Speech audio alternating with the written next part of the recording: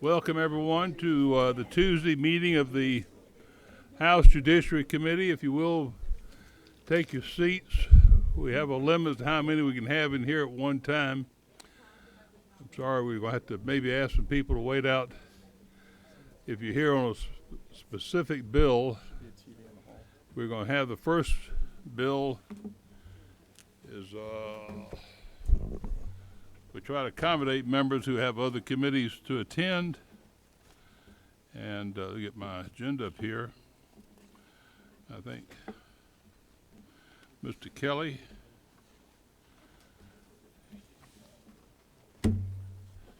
You're here. There you are. For you. I'm going to have you probably present your bill first in a moment. Let me ask you, we do have a limit to how many we're allowed to have in the room at one time, so if you don't have a seat, I may have to ask you to wait, please, in the hall. We'll have people cleared out, hopefully as bills are heard. I'm sorry we don't have a larger room, but this is where we've been for X number of years. See, we got several judges in the audience. We're always pleased to have members of our judiciary here. We have two former General Assembly members serving as judges now who are present today. My dear friend Judge Bill Hamrick, who was former compatriot with the Senate side, chaired judiciary over there, and he and I worked very well together for several years. Judge Hamrick, glad to have you here. And Judge Rusty Hightower, who served in the House with us for quite some time. These are our judges today, but also see Judge McBurney, I believe, back around there. Are you glad to see you, sir? Thank you for being here today. And I believe Justice Melton, there he is over the far side. Glad to have you, Your Honor. Pleased to have all of you here. We'll try and keep things moving as quickly as possible. First thing we'll have is Mr. Kelly's bill, which is House Bill 266. Mr. Kelly. Mr. Chairman, is it all right if I sit here to present? Absolutely, sure. This should be a short bill, Mr. Chairman. The issue I've looked at here in my practice is I have a lot of, occasionally I have a minor who receives an award, and we know that the current law is that any award over $15,000 to a minor, you have to go before the probate court and get approval of a qualified conservator, even if it's the minor's parent.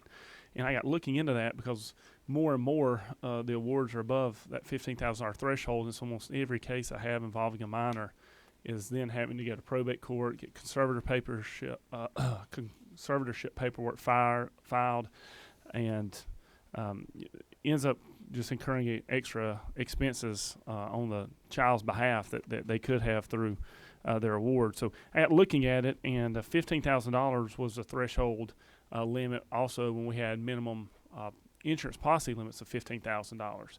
And as we all know here, that's been raised to $25,000, and I thought it would be helpful to just make it consistent with what our minimum liability limits are now. Good point. And so we changed from $15,000 to $25,000 the amounts to be considered unnecessary to bond forward and go through guardianship, correct? Yes, sir, Mr. Chairman. Any questions of the presenter by members of the committee? I see none.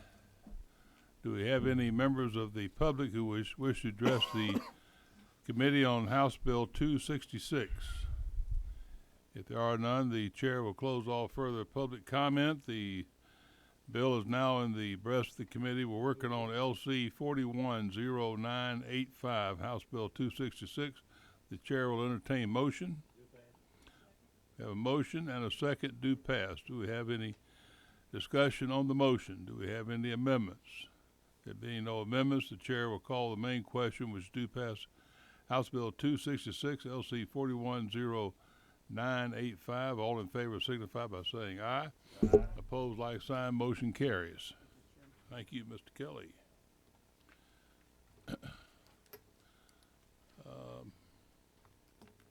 Ms. Ballinger, we'll hear your bill next, which is House Bill 279, and working off LC number is 297374. Good afternoon, Ms. Ballinger. Thank you, Do Mr. you have Chairman. anybody wants to be with you, or? Well, I do have Judge McBurney here. He's going to answer some questions that I believe you, Sure. Mr. Chairman, raised at the subcommittee hearing. So, Judge McBurney, if you would be so kind. That's fine. I Glad to have you. I have the pleasure of serving on the Georgia Commission for Family Violence, on which Judge McBurney also serves. So we are talking about House Bill 279 LC 297374. Basically, it would do away with the publication requirement if the judge has a finding of domestic violence whenever there's a name change. I believe, Mr. Chairman, you had some, in the interest of brevity, I'm going to kind of skip ahead a little bit. You had a question about a concurrent civil action whenever there is a name change proceeding and the having that under seal. So I'll ask Judge McBurney if he would. Under seal. The question was more the fact that you may have a pending divorce action. So if you'd like to give us your thoughts on that, Judge. Sure, I will, and thank you, Chairman, for having me. And I want to be clear, I'm wearing my vice chair of the Georgia Commission on Family Violence hat right now, not my judicial hat. One, I want to impress on everyone that this bill is a proposal not for the efficiency or just administrative benefit of the name change person, but this is to do with safety. And as we canvassed our providers, it's about once a week that folks are asking for a name change, and that's when they aren't under seal. And so the request here is to enable a judge to allow a name change to occur under seal to protect the victim, and if necessary, if there are children in the mix. As I understood, a concern, Chairman, was what do we do if there is, when the victim is seeking a name change, a pending divorce? And how do we balance that situation? Because if the divorce is Jones versus Jones and one of the Joneses becomes a Smith, that could inadvertently complicate something. And our thought in conferring is that you leave it to the judge's discretion to discuss with the applicant, the petitioner, about whether the petitioner might want to delay the name change, still have it under seal, if need be, until after the divorce. Our sense in canvassing the service providers is that the focus is safety and security, and that there is not often an overlap, but that there could be. And it's more of an educational issue to ensure that the petitioner and her or his attorney are aware of what the petitioner is trying to do and how that might affect the divorce. But there was some concern expressed that if there was a flat-out prohibition on allowing a sealed name change when there was a pending divorce, we could jeopardize the safety of victims seeking the name change. Okay. So I don't know if that was more than you wanted to hear, but No, I guess, of course, you'd have say, use our situation, Fulton County, we got 20 judges. You could have the matter going for divorce to one judge, the matter on the name change going to another judge, because they're not really related matters. And I guess a question about, well, how would you handle that? And the person filing a petition for a name change is not going to tell the judge, I got a divorce pending over in say, Judge Campbell's court. right. Well, fortunately, in Fulton, I can only speak to that. It would be a little simpler because there's the family division, and so there'd be fewer judges to check with. But it may well be that it's incumbent upon the judge to inquire as to whether there are situations that would complicate the petitioner's efforts to pursue the name change under seal. But again, our sense has been that the focus for the victims is to get that name changed, and if that means a divorce, if pending, gets delayed, they're willing to work through that consequence. Understood. Okay. Other questions of any members of the committee, of the presenter, and Judge McBurney, excuse me. There being none, we appreciate your coming forward. Do we have anyone else who would wish to address the committee on House Bill 279? There being none, the chair will close all further public comment. The bill is now in the breast of the committee. We have House Bill 279, which is LC 297374. The chair will entertain motions. Motion is a do pass. It has been seconded. Is there any discussion on the motion? There being no discussion, are there any amendments? There being no amendments, the chair will call the main question, which is House Bill 279, do pass. All in favor signify by saying aye. Opposed, like sign. Motion carries.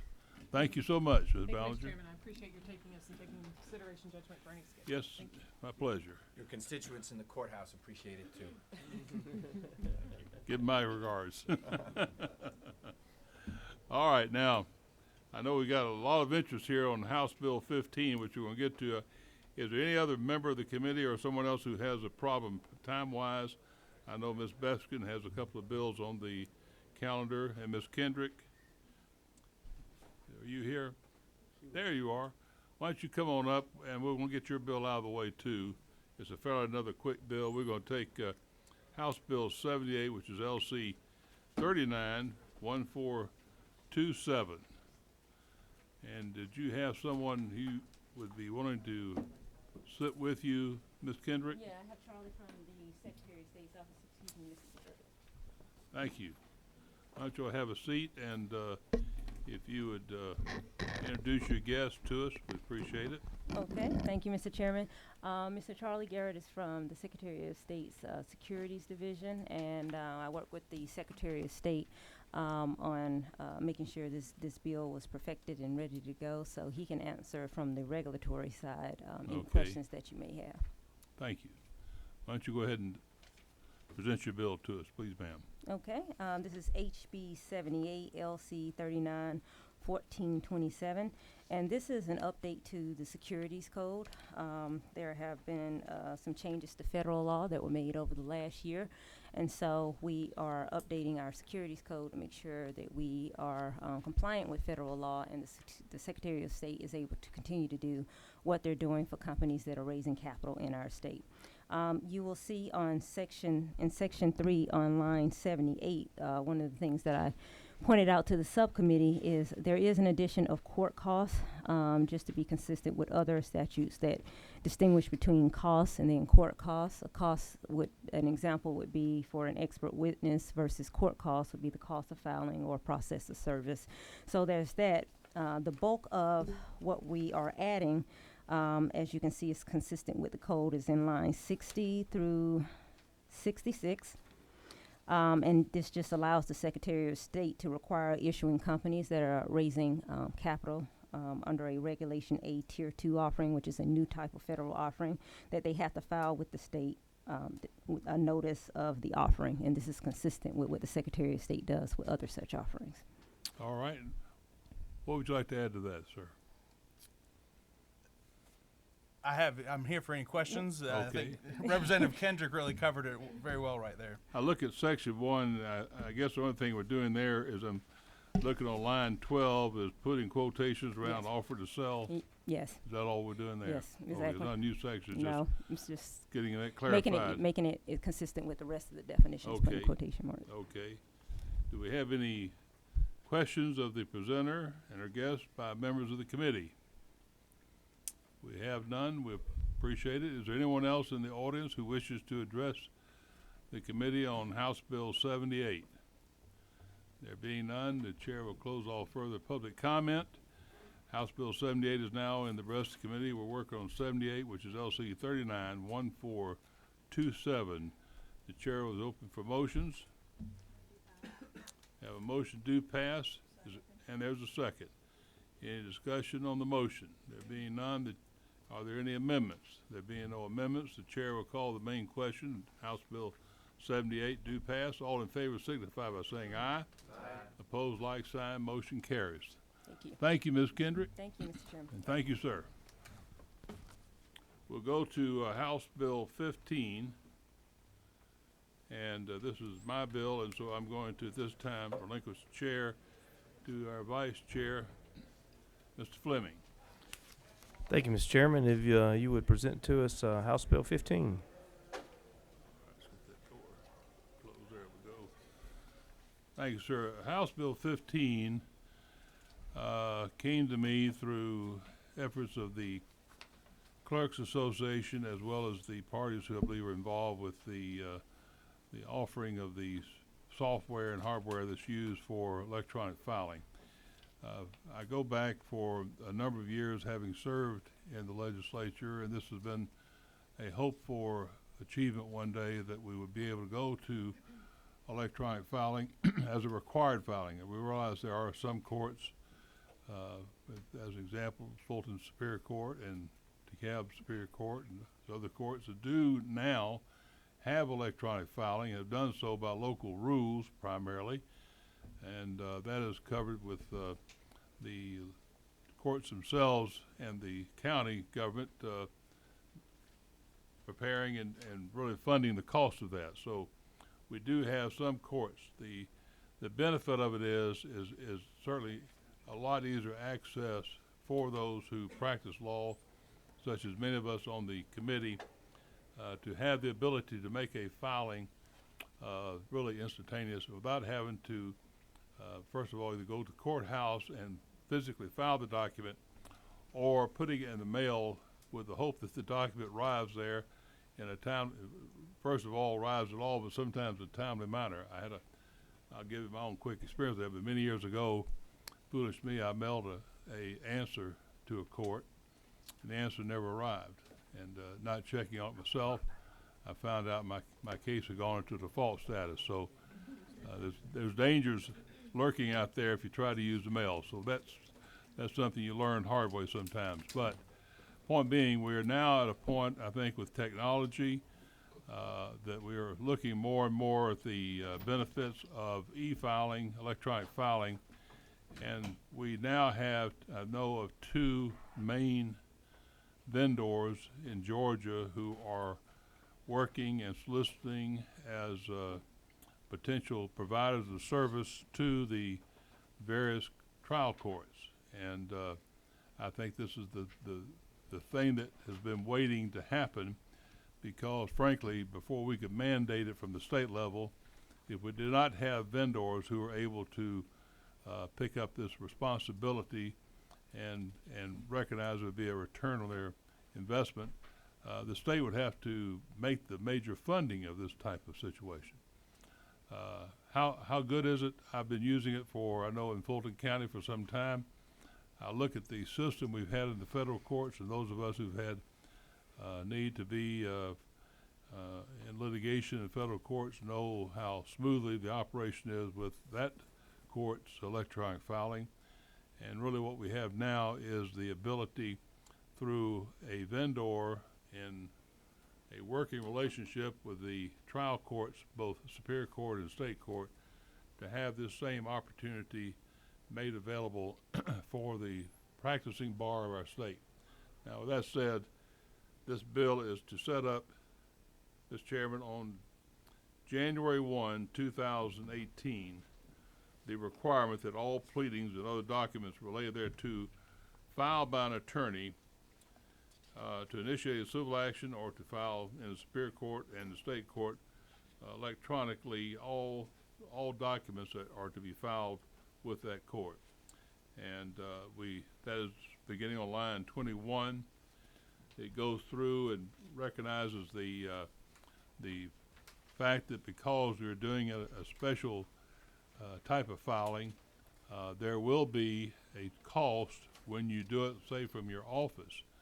So if you're filing from your office, the fee will be a $7 fee, and that will also include the service of those pleadings and documents on other parties to that action. You're still allowed to go to the court and to the courthouse and to the clerk's office and file a document without having a charge imposed upon you. It is also to recognize that certainly a lot of litigation is done in a pro se capacity, and those people will have the ability to do the filing without the expectation of incurring a cost as long as they come to the courthouse and doing it. In addition to the $7 charge, we do have recognized a convenience fee for the credit card draft service, which is not to exceed 3.5% plus an additional 30 cents per transaction. That is on lines 33 through 34.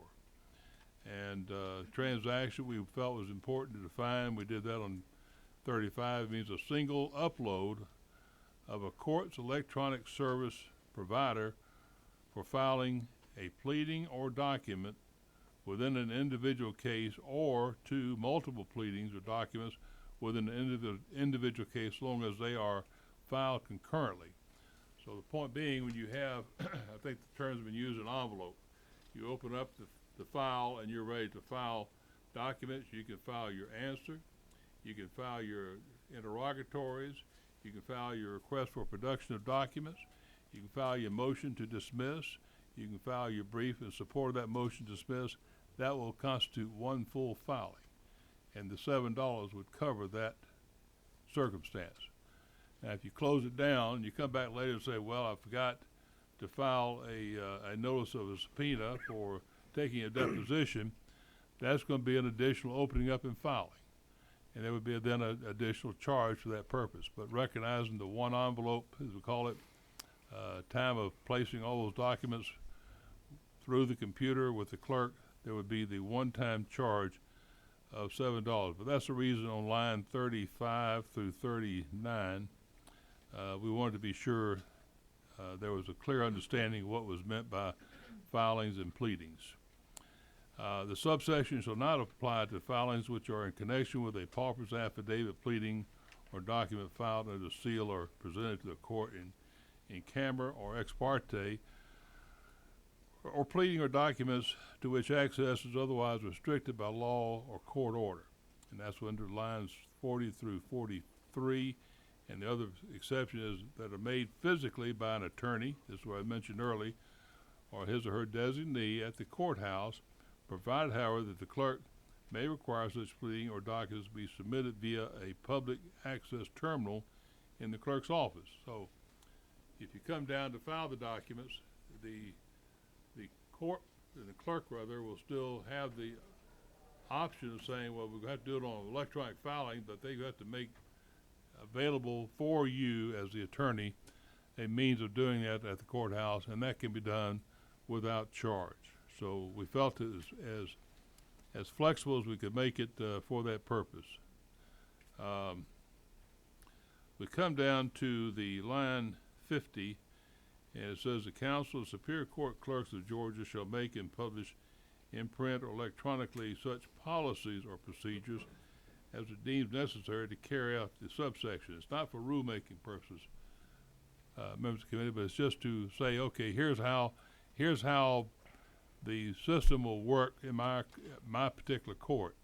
And so you have that as a way of getting the clerks information out. They can have it in a published pamphlet form for all the attorneys as they come in and sign up for the use of the system. So it is for just policies and procedures. Number 53C, we recognize that there will still be recognized a right of filing by individuals. Say by court rule or standing order, any superior court may provide for filing of pleadings and civil actions by individuals who are not attorneys and any other document related thereto, and for the acceptance of payments or remittance by electronic means. Nothing in this subsection shall be construed to prevent a clerk's acceptance of payments and remittance by electronic means under the clerk's own authority. And that would be where we have payments. The 58 is any pleading or document filed electronically shall be deemed filed at the time of the receipt by the electronic filing service provider. The next sentence has caused, I understand, some turmoil. I want to try to give insight of that. A pleading or document filed electronically shall not be subject to disclosure under Article 4 of Chapter 18 of Title 50, which is the open records provision of our law. It says until it has been physically accepted by the clerk. Now what we're saying there is the ability to have all records of the clerk's office are public documents, no question of that. It's not to any way restrict records from the clerk's office being made public or accessed by the public. It is saying that when you file electronic, until it's been downloaded from the clerk's side and made into a file of the document, it doesn't really become a quote public record. In fact, if you had the clerk say you didn't file it correctly, it's rejected. It goes back until they make the corrected filing of that document and submit it again, would it then become accepted by the clerk and become, in effect, a open record. But I'm sure we'll hear some comments from members of the public on this point, and I want to address that with them. The next section, which is the last main section, says a clerk of the court shall not enter into an agreement or contract that prohibits more than one electronic filing service provider serving a court or clerk, and to the extent that any clerk has obligated his or her office in contravention of this prohibition, the clerk shall seek to modify the term of any existing contract, and otherwise contracts entered into after June 30, 2017 shall comply with this subsection. The purpose and intent of this was to say that we do have vendors. We know of two now that are primarily serving the courts of the state. We did not want to set up a monopoly for particular vendors. We wanted to leave it as a competitive operation to be offered to the clerks, and we felt the best way to do that was recognize that this should be something open to more than one vendor if they can justify the investment to have available for the local clerks to contract with that service. Now, with that point, we go into section 1.2, and Mr. Chairman, you have here really just a duplication of much of the same thing, but this now applies to the state courts.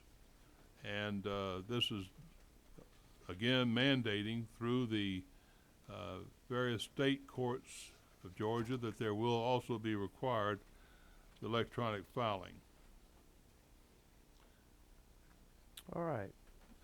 Mr. Chairman, unless you have other comments, I was looking at my last section is Did you have one other? 2.1. I'm going to say something about that, All and right. then I'll shut up. 2.1 states a new provision says when an attorney files a pleading in a case with via electronic filing service provider, such attorney shall be deemed to have consented to be served electronically with future pleadings for such case unless he or she files a restriction or consent as set forth in paragraph 2 of the subsection. This came in because as we studied what we had as far as existing law, it came to mind. I recall those of us who have been on the committee for several years, one of our fine members, Mr. Jacobs, who's now a judge of state court, was setting this up as a way of allowing between attorneys the option to have the right to have each other served by electronic means. And a number of us over the years have exercised that right. This is now mandating it. It cannot be just an option because you're required to file electronically, so we changed the wording in this section to acknowledge the fact that with electronic filing in the Superior Court and State Court, there had to be also the mandated requirement for acceptance of pleadings by electronic means. And that does conclude my comments. Okay, thank you, Mr. Chairman. Mr. Reed, we do have some people signed up, don't we, for this one? Before we do that, though, let me see if any members of the committee have any questions for the chairman. Ms. Oliver, did you have a question? Yes, sir. Mr. Chairman, I'm looking at 47 through 49 lines specifically related to the bank fee. I'm trying to figure out whether a pro se or a pauper's affidavit applicant has to pay the bank fee even though he or she might not pay the $7. No, ma'am, that is not the intent of that. That is where it is the clerk shall not charge the transaction fee as set forth in Division 2A of this subsection for such filing, but when payment is submitted by credit card. So if the individual who is filing as a pauper says, "Well, I got a credit card, I'm going to pay my court filing fee of the $147 by credit card," then the clerk could, under those circumstances, say, "Well, you're going to have to also pay the transaction fee."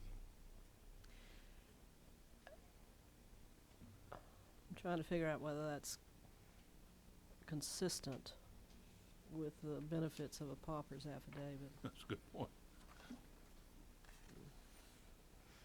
Where does this, may I ask another question, Mr. Chairman? Certainly. Where does the $7 go? There's a breakdown which will have Michael, I know, and the individuals who are here as vendors, if I might defer to them on that question. they'll be give us some specific information. We'll bring them on up in that. just a minute. Okay. You have another question, Ms. Oliver, before we move on? Over here on this side, Mr. Dryer. Thank you, Chairman Fleming. Chairman Willard, I just have a couple things I want to make sure that I understand. On lines 62 through 66, and you were talking about any kind of bars to competition. The way I read this, I understand it to be a contract to provide this electronic filing service by a clerk cannot have an exclusivity provision. Is that what the intent there is? Yes, sir. Okay, that's good. And then on the first page, lines 22 and 23, when we're talking about when this provision kicks in, it says at the end of line 22 to initiate a civil action or in a civil case in a superior court. Does that intend to only apply? Or how does it apply to initiate an action? Is that a Filing specific suit provision for? probably, isn't it? Pardon me? That's filing suit. It's filing too. That is filing suit. Well, initiating an no, action. exactly. So does it apply to only plaintiffs, or could it just say in a civil case in a superior court? That's what it says right after that, or in a civil Right. case in superior court. I think captures intended to capture all filings there, Okay. initiating it or after initiated. Okay. Thank you. Am I right, Mr. Chairman? Yes, sir. And I might just, fact it is, for everybody's information, only applicable to civil pleadings. The prior paragraph did recognize that with the consent of the district attorney, by court rule or standing order, any superior court may provide for the filing of pleadings in criminal cases.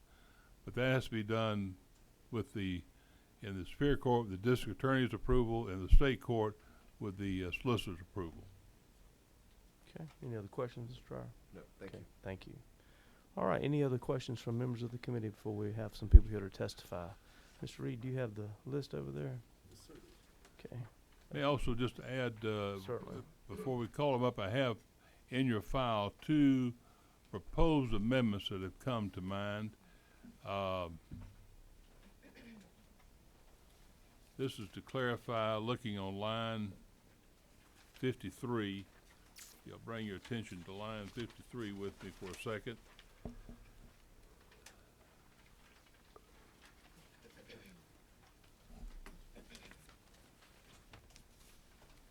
To change the opening sentence to read now says, by court rule or standing order, any superior court may provide for filing of pleadings and civil actions by individuals, etc. We've changed that to by the proposed amendment, by court rule or standing order, any superior court shall not require but may allow for the filing of. So it's not to be sure it's mandated, and we want to clear that issue up both in Superior Court and the and the State Court. That's one amendment. The second amendment is the questions come up from time to time since we do have in Georgia some tragic events occurring as far as tornadoes, major hurricanes. If there's something where the systems are all down and you can't have a filing, how is that to be handled? And so there is some language in the law that acknowledges that state of emergency. So we want to add this in as a paragraph C between lines 49 and 50 as another paragraph, and that is to say let me see. Made in a court located in the area of the, doesn't make much sense where it's put there. Hold on a second. A, B, C. Okay, this subsection shall not, to read line 3, this subsection shall not apply to filings, and then it says made in a court located in an area that the governor has declared to be in a state of emergency. The Judicial Council of Georgia shall provide rules for filings in such circumstances. So if you had we'd ask the Judicial Council to want to recognize that if you had a natural disaster that has now caused a several of the courts or a court in the circuit somewhere to be closed down, and by the governor having declared an emergency, a national emergency, a state emergency, excuse me, that would be cause under the law that we have existing for a change of deadlines for when matters have to be filed by statute of limitations or by due date under law for filing a pleading. So we try to keep that in mind. You may not always be able to use your electronic means. You still may be able to get out in your car and go to a court there, but if you have somebody filing a document in, say, Albany, Georgia, on a case in Atlanta, Georgia, and they can't get electricity, it doesn't make much help to them other than trying to drive, say, 200 miles to do that. So we want to give that opportunity to say, Judicial Council, implement some rules that will address this point using the recognized language we have in the code, calling for a emergency with the courts. Thank you. All right, the chairman has brought your attention to a couple of amendments that he intends to offer, I believe, when we Correct. get to that particular point. Any questions regarding either one of those for members of the committee before we have testimony? Well, okay, we'll recognize you anyway. See if, what about the next one, Which Representative one is that, Hanson? 15? Push the next one next to you and Try see if to- that mic will come over. The See- light just came on, and I think I'm on. You're on now, there you go. Mr. Chairman, with regards to, I think it was line 54, where it says by individuals who are not attorneys, does this mean that I could send, it's my understanding this probably means for pro se parties, right? But does this mean that I could Right. send my paralegal or a courier down and they wouldn't be required? No. This is for filing of pleadings by individuals who are not attorney. You are still the attorney, even though your paralegal may go down to make the filing. Your name is on there as the attorney filing the records, documents. So it means parties? Yes. Okay. 140. That's right. That line 44, this subsection shall not apply to filings made physically by an attorney or his or her designee at the courthouse, provided, however, that the clerk may require such pleading or documents be submitted via a public access terminal in the clerk's office. So you send your paralegal down to file it, there's not gonna be the transaction charge. You will still use a terminal at the clerk's office, which has to be provided for that purpose.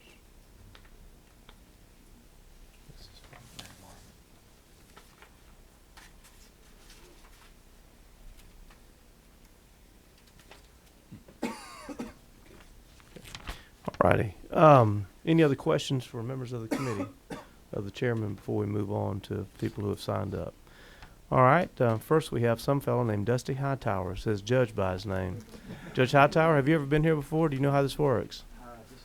Please come up, Judge. Happy to have you today. Good to see you back. Always happy to have our friends back to visit with us, and we'd be lovely to hear from you. But before you do that, for those who may not know you, tell us who you are and what your background is. Well, I served in the House for 5 years and had the pleasure of getting beat up in this committee several times. And, enjoyed every minute of it. I'm offended by that.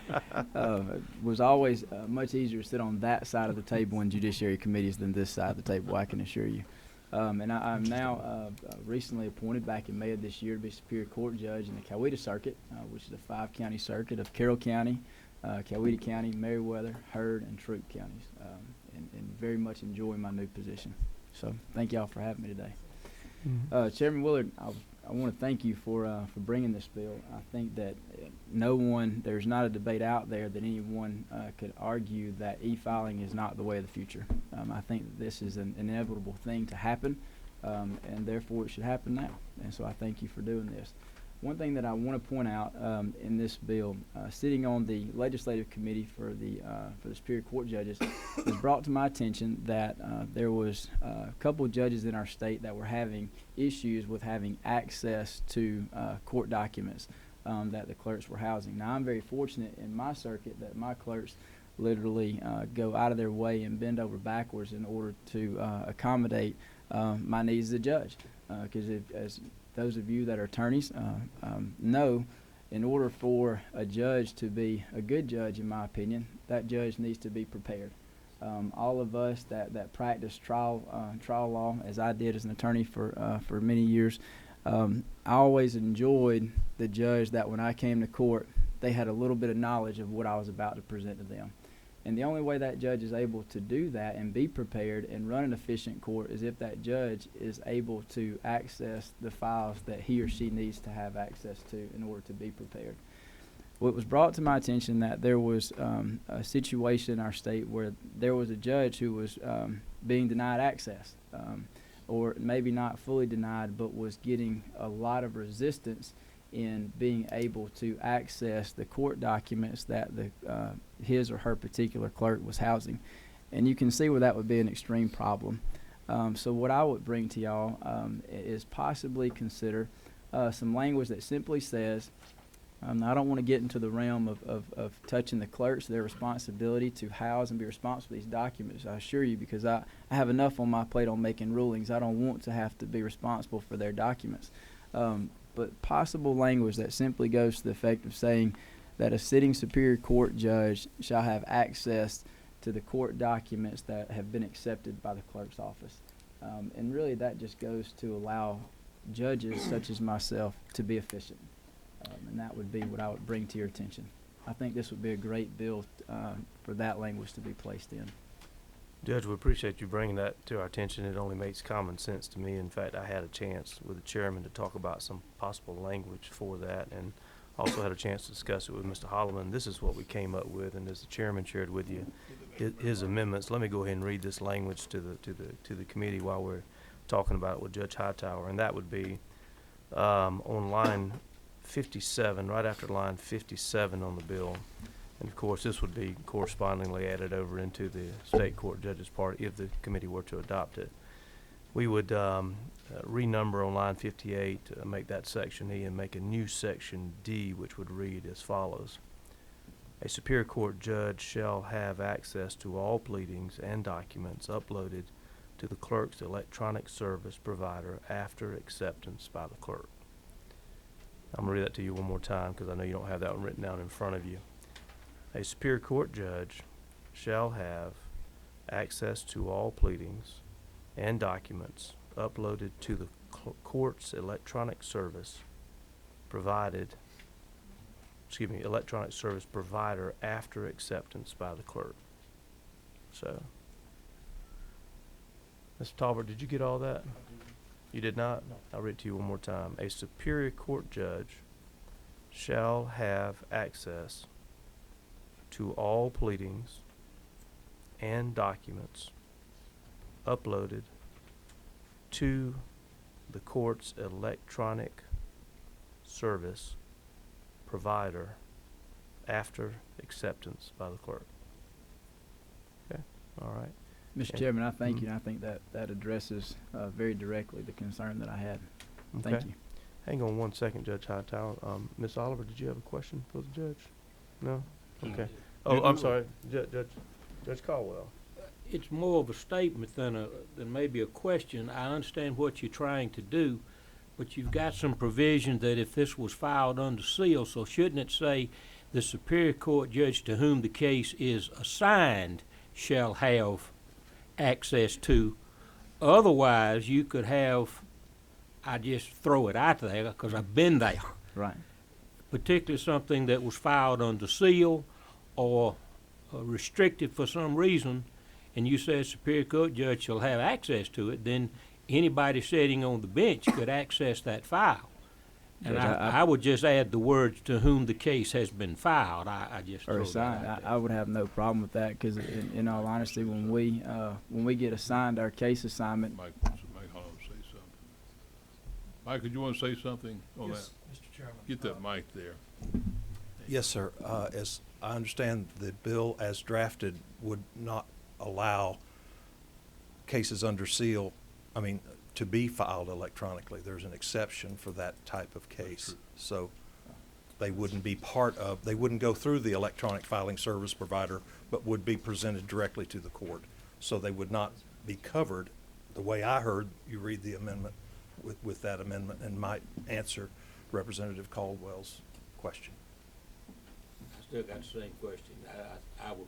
I would still add the term to whom it had been assigned. I don't see how that is harmful if we do that. That's the judge who needs that file anyway. That's exactly right. I mean, it And the- still goes to my argument, which is efficiency, and as long as the judge that it's assigned to has access, that goes to the efficiency of the court, so. So if that were to read, a Superior Court judge to whom the case is assigned shall have access. I think that's appropriate. Okay. Ms. Beskin has Ms. Beskin, you had a question? Yes, I would propose the addition of the word physical before acceptance. It's triggering the judge's ability to view the file, because 3 lines down, being physically accepted by the clerk is what triggers the availability of people to view that under the Open Records Act. So I would hate for there to be a distinction between acceptance by the clerk and physical acceptance by the clerk, so that a judge could view something that is not yet producible under open records. So I think if you just added the word pleadings and documents after physical acceptance by the clerk would make that consistent. That seems to make perfect sense and be consistent, Mr. Chairman. You agree? So I wrote that on my list at the appropriate time. I'll put that in there. Thank you, Representative Beskin. Any other questions of Judge Hightower? If not, Judge, we certainly appreciate you coming. You're perfecting law from the bench. Thank you very much. I hope not to make law. There you go. Just help us perfect it. Thank you, Judge. All right. And we also have Jamie Gillespie. Jamie Gillespie. Hey, Jamie, come on up. Good to have you today. Please introduce yourself and tell us who you're with, and we'd be happy to hear from you. Okay. My name is Jamie Gillespie, and I'm with Tyler Technologies, one of the e-file vendors in Georgia. So thank y'all for having me.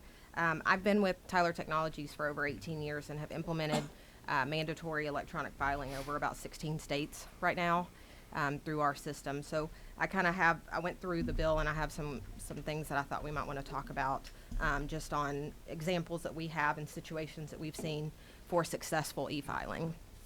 So today, really, there's just 3 areas I wanted to talk about.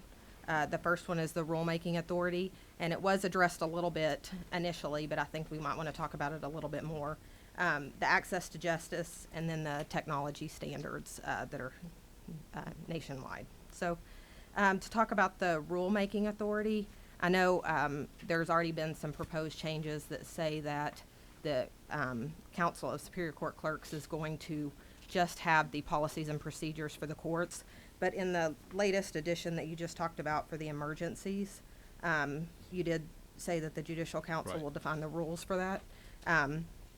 There are already standards that have been written by the Judicial Council that are equivalent to what we see nationwide and other statewide electronic filing systems. And it kind of seems that moving that towards the Clerk's Council, when they have a vested interest with another vendor because they're getting paid by that vendor, that there might be some conflict there. So Just so we're clear, Ms. Gillespie, yes. if I may, the way that currently reads in the chairman's possible amendment would be the Judicial Council of Georgia shall provide for rules. The Judicial Council of Georgia. Oh, I'm sorry. Not the Clerk's Council. Okay, I misunderstood that. Okay. All right, thank you very Mhm. much. Yes, ma'am. Okay, so the next item on there is the access to justice.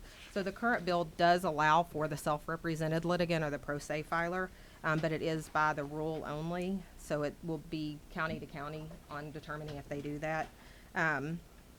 If a particular county does not allow that, essentially you have an attorney that has 65% more time to do a filing, because the self-represented litigant only has availability during the clerk's hours, so somewhere between 8 and 5. However, an attorney can file 24/7, so they have a significantly more time to file than what the self-represented litigant can, and it just doesn't seem like that is actually equal access to justice, that we allow it to be a decision court by court to do that. So it seems like that's something that needs to be part of this, that is open for every court to allow self-represented litigant to have access to the filings. I'm not following on that one, Ms. Gillespie. Uh-huh. If it might, we know the clerk's office will be open from business hours, somewhere between 8 and 5 o'clock generally. Correct. Uh-huh. So access to justice is during business hours. A pro se litigant who's not savvy or accessing through a computer in their home, they go to the courthouse to file it. Yes, by electronic means, you do have 24 hours as far as if you're using that format, and it does give the right of filing up to 11:59 for that day. What's being lost as far as access? I'm not understanding. So the current bill, the way that it's written, is allows a court by court to determine if a self-represented litigant is able to file electronically at all. So if a jurisdiction, a county decides that they are not going to do a local rule that allows the self-represented litigant to file, they only have the hours in which the courthouse is open and available, as where an attorney, due to this bill and the mandate, has 24/7 to actually file their documents. Does that make sense?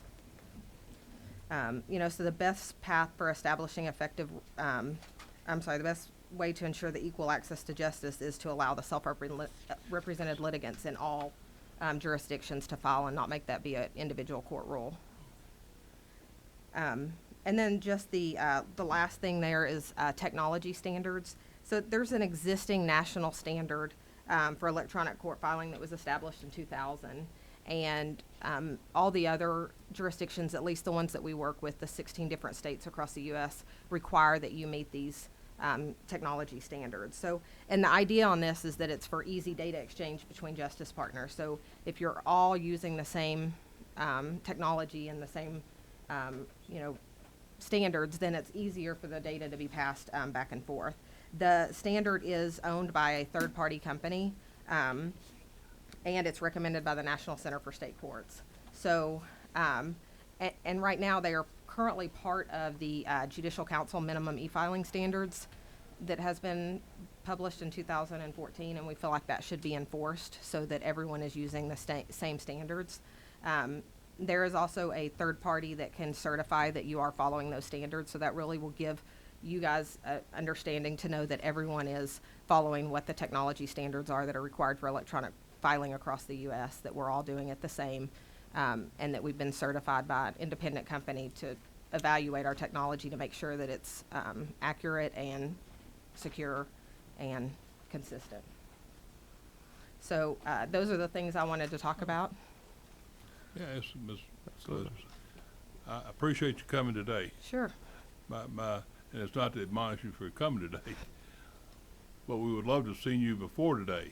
We had subcommittee hearings, which is the purpose of it, is finding ways, if there's something in the bill that parties felt need to be addressing of changes or modifying, we would have opportunity to do that. Was Tyler Company not aware of the bill pending? We were aware of the bill. We weren't aware of all the dates of when the meetings were. Well, it's all published. Did y'all not inquire or any time? But yes. We expect people to come out before the time of a final hearing on a bill to say, here's something we think you need to address in it. Right. I understand. Yes, we should have done that. Unfortunately, we did not, so we're here today. Thank you. Mm-hmm. Ms. Oliver? I'm trying to get information about the $7 fee. You have existing contracts That is in my correct. county. Yes. Are you paid more or less than $7 per filing? Tyler specifically is paid less. We do a revenue share with the courts. And that's for them to establish technology and to, use that for any hardships that they may have on e-filing in order to have the technology that they need to support this. So our contracts, Tyler gets a portion of the money, and then the clerks of the office for which the filings are done get a portion of it, and that's based on the overall volume of the all the courts that are in Georgia. And that's by contract, say with DeKalb. You work in DeKalb, I Yes, think. ma'am. So I'm trying to figure out how this bill would change. You probably wouldn't change your contract, but upon renewal of your contract, it sounds like you'd be paid more than you are on your contract. Is there something I'm sorry, I must have missed it, that says that the clerks can't continue to get the revenue share? I think that's what's in my mind trying to figure this out. Oh, okay. Under what exists now about the contract, just as an example in DeKalb, versus what this bill would do, and when Okay. Tyler comes forward with a renewal of their contract, how does it change the law about who gets paid? Okay, Who gets paid what? actually our contracts. And I don't really know. I'm asking. Well, for- let me say this, and Okay. then let Okay. Ms. Gillespie. That came up in subcommittee extensively, and we talked about the idea that we recognize we are imposing a law on top of things that are already working out there. Well, people have already figured this out for us and perfected it, and are going to supply a lot of technology to allow this access, really greater access to the public as a whole once it's, is up and going for everybody, so to speak. And the goal was, then I think that in our discussions, we concluded that nothing we are doing here changes anything necessarily about what's going on out there that is gonna cause any problems with the system as it's currently working. Don't you And think? so I don't think we're touching that is my point. And Well, I stand to be corrected if I've got that wrong. I guess where I am, I'm trying to figure out for myself, are we price fixing a price higher than what the market is requiring litigants to pay now? First of all, this doesn't require anything. Up to. It says up to. Up It doesn't to, require you to okay. charge that much. So, and this also came up in subcommittee. And the idea was, is with everything as technology improves, another vendor is going to come along and offer a better product at a lower price. And the clerks have the authority to enter into those contracts to allow those people. And if I go over there and I got to choose between two, and one of them's $4 and one of them $7, I know which one I'm going to choose. So we thought we were leaving it to a little bit to technology to catch up, and that's why it doesn't require any particular cost. Just says you can't go over this cost. Mr. Chairman, may I add to that? Absolutely. I think, as I recall, our discussion was we inquired what was being charged in DeKalb County and Fulton County, which we understood to be $7. Is that not what the charge is? That is correct. But you have then beyond that within that $7, a arrangement with the clerks as to how much will come to Tyler and how much will come to the clerk. That is correct. That's part of the So contract. it's not that we're setting a higher amount. We use that as really the pattern. Correct. Okay. Yeah. That Be makes clear sense. on that. That helps. Okay. That helps. We have one over here on this side. Mr. Dryer? Yes, what are the charges for both parties and non-parties and court staff to view documents that have been e-filed? So our e-filing system is a vehicle to get documents into the system, the court system, and since the clerks are the official record of the court, the clerks then use those documents as their public access. So it would be clerk by clerk. We don't do a document access program currently in our system in Georgia because we feel like that's something that's the responsibility of the clerk as the custodian of those records. Do you know what the clerks charge in DeKalb County for parties, non-parties to view documents? I don't, but I know someone who probably does. Because the clerk of DeKalb County is right here. Do you charge? Madam Clerk, if you would, just stand up and tell us who you are. And if you want to, where everybody can hear you, there's a microphone right there. The chairman can turn that on. Oh, it may be on already. And answer Mr. Dryer's question. Yes, Deborah DeBerry, Clerk of Superior Court in DeKalb. And if you come to the courthouse and you request a file, there is no charge. If you want a copy, whether it's paper or electronic file, it's $1 a page. All right. And with our revenue sharing, we get $2, and that $2 is then goes to the county general fund. We don't keep it in the clerk's office. So the bottom line, if I understand that correctly, just like 25 years ago, if you go to the courthouse, you can see the file, and no charge. Correct. However, what we're doing through this electronic filing system is making it possible where you don't have to go to the courthouse. Now, there's a charge involved with all that convenience. but- Accessing it from your office, in Right. other words. Right. But accessing the documents that have been e-filed doesn't allow the clerks to do any kind of redaction that may be necessary on them, so you could get yourself in a liability, and that's why we have chosen not to do that from the e-filing system and allow the clerks You to let do. the clerks make it available to the public just like Correct. they've always done. Right. Okay. Mhm. All right, any other questions for either one of these two ladies? Ms. Oliver, did you have one? Under this bill, is part of the $7 going to the clerk's authority instead of the county, or is that going to be individual contract by individual counties? None of the contracts with Tyler Technology go to anyone other than the clerk of the court and Tyler. And that's with our contract, with the Tyler contract. I do believe the other vendor is in the revenue sharing, but they could answer that more specifically. There are arrangements, and that's one of the reasons why we would like to, and I'm speaking on behalf of Metro Clerks now, the ability to enter into an agreement and contracts, as we always have, that is in the best interest of our county, without having to, and if an exclusive contract is the best contract that we can get for our business, that's what we want to continue to be able to do, rather than restricting the kind of service that we get. If I entered into a different contract with a different vendor, I may lose my county's revenue. Only by your contract. If Say, correct, if yeah, correct, your contract will speak what you get revenue-wise. correct. Okay. All right, thank you, Ms. Oliver. Any other questions? Hearing none, we sure do appreciate y'all Yeah, both coming thank you forth for your today time and, today. and, Appreciate and it. helping Thank you. us. Thank you very much. All right, we do not have anyone else signed up to testify at this point. You may have other people who's. Did anybody else want to See an sign up? anxious person back here. Mhm. And I'm sorry I did not make it on the list in advance. No, it's okay. We're happy to have you. Please introduce yourself, and we'll be happy to hear from you. Thank you. My name is Peter Canfield. I'm a lawyer here in Georgia and have spent most of my career representing media in Georgia. I'm on the board of the Georgia First Amendment Foundation and have spent a number of years on first the State Bar's e-filing committee, on the Next Generation Courts Commission, and also have attended most of the statewide technology committee meetings on this subject.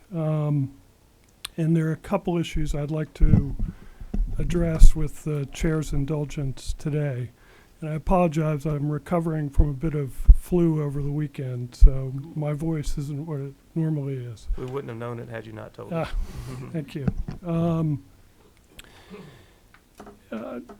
Two principal concerns that are raised by some of the comments here today in the language of the bill, particularly as it's changed in the last few days. I know it's not this committee's intent to curtail in any way public access to court records, but that would be the effect of this bill. It seems sort of counterintuitive that with electronic filing that would pose a threat to public access to court records, but in fact it does, and that's been the pattern across the country unless steps are taken to make sure that that's not the case. The reason is that under the old paper days, back when we had beat reporters at the courthouse, what would happen, you'd file your complaint, a lawyer would file his complaint that day. The reporter or any member of the public could look in the basket and see what had been filed. And then if your news media report on it, if you're a lawyer, you could take note of it or whatever. As we move to electronic filing, that basket on the clerk's desk no longer exists. Everything goes in electronically. So the effect of that is that complaints and other records don't become publicly accessible until they reach the court's case management system, typically. And most courts have some sort of public access through their case management system. The problem is there is typically a long delay. It varies based on the court between when a pleading is filed, even if it's filed in the middle of the day, and when it hits the court's case management system. To give you some statistics, in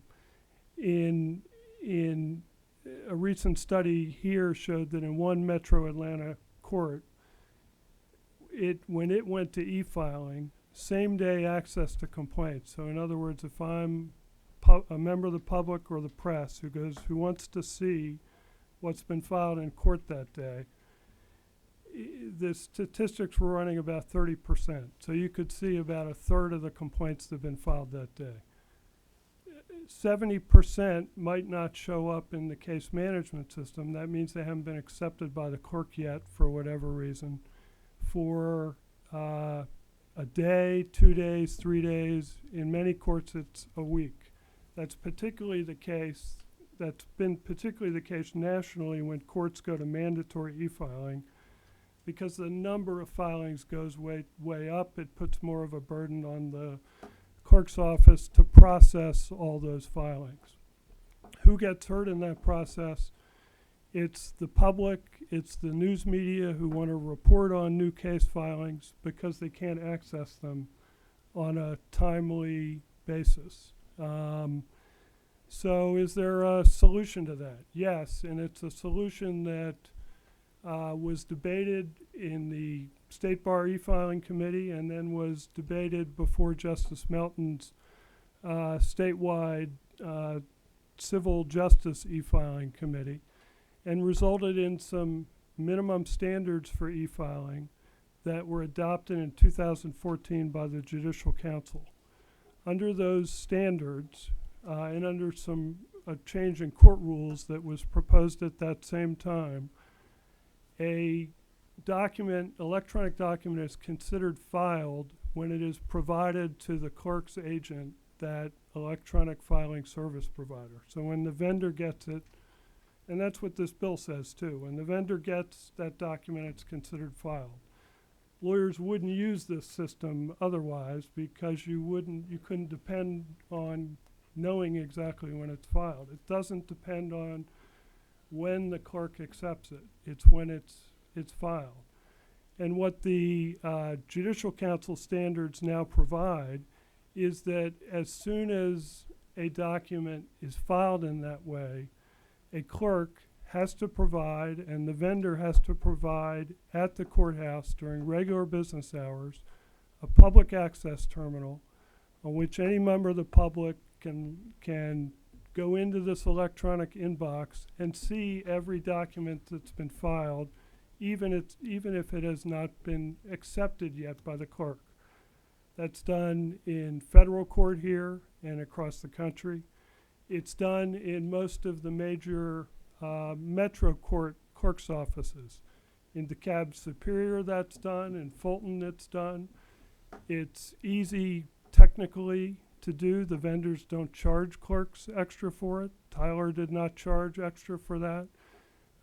Peach Court and Green Court have said that they can provide that easily. But under this bill would seem to say that no, that's no longer required. That from henceforth, it would only be on acceptance by the clerk whenever that occurs that would trigger some sort of access requirement. Now the bill also says open records access, which in my experience is not an act that's typically been applied to court records. There are separate common law and constitutional principles that govern immediate access to records that have been filed in court. And this bill would push off into the Open Records Act. And it would take away this standard that's been operating well since the Judicial Council adopted it almost 3 years ago, and replace it with this very ambiguous rule that would somehow say it depends on clerk acceptance. So based on experience here in Georgia and elsewhere, I think that is likely to have an immediate dilatory effect on public access to court records. Make it you less able to get them immediately. You may have to wait a number of days. The further issue I'd also raise that's a consequence of that is that when another rule that the Judicial Council adopted in its minimum standards, it said that if you're an electronic filing service provider, one of these vendors, and you've contracted with a clerk to handle filing with that clerk, then you are you're prohibited from owning or from claiming that you own those documents or from selling those documents. And this bill, the standards have that provision. This bill does not have that provision, and in fact, by this acceptance standard, I think creates an opportunity for mischief That is the reason why the Judicial Council adopted that standard in the first place. If you look back 10 or 15 years ago when Fulton State Court first started with e-filing, it did it with a vendor that provided e-filing services to the court. Similar situation, they charged $7 a filing. It was impossible until this was corrected as a result of a pushback from news media.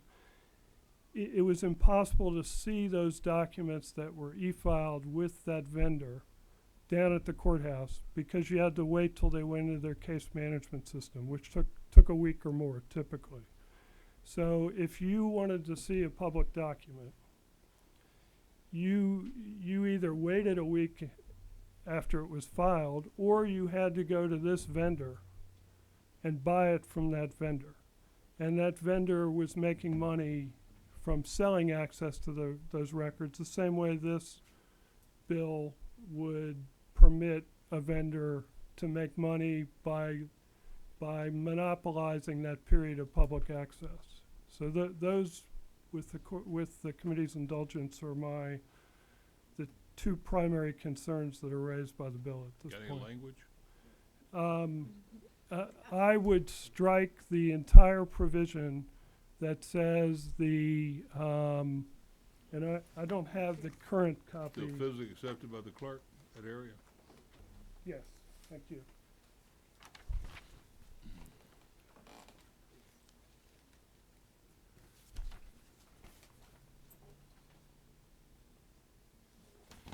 In the provision,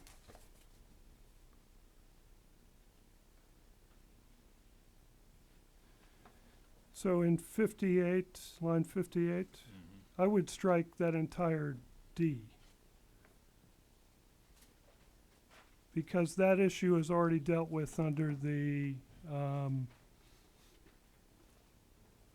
Judicial Council's existing minimum standards. And I think there's an equivalent provision it's in 114 to 117 in the state court section. Well, one of the things in there, Mr. Canfield, that is certainly a key piece of this is that first sentence. Any pleading or document filed electronically shall be deemed filed at the time of its receipt by the electronic filing service provider. And that's important because that's that 11:59 time that you file something on that day. You have, in fact, the right to file it up to that last moment. It's very important, Mr. Chairman, and that's why the Judicial Council, at the same time it adopted those minimum standards, asked the Council of Superior Court Judges to adopt a rule that says just that. And so if you look at Uniform Superior Court Rule 3616, and I think it's Section D of that rule, it says exactly what this first sentence says. So you'd just be repeating here what's already in the rule. And in terms of further language, and I'm sorry, I believe I heard the chair mention earlier that there is a reference now in the current language to the Judicial Council retaining rulemaking. Only in the area of the emergency question where you have a disaster, natural disasters.